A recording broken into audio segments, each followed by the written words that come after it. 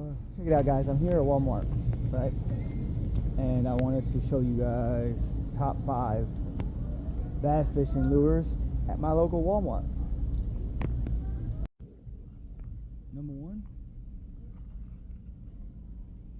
KVD Strike King Sexy Shad Lipless Crankbait.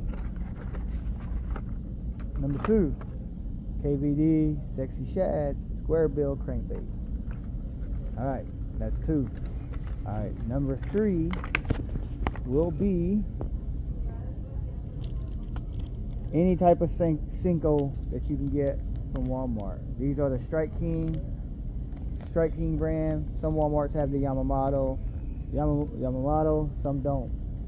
Alright, so let's put those back.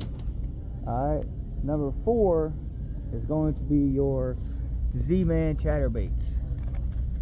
Z-Man Chatterbaits.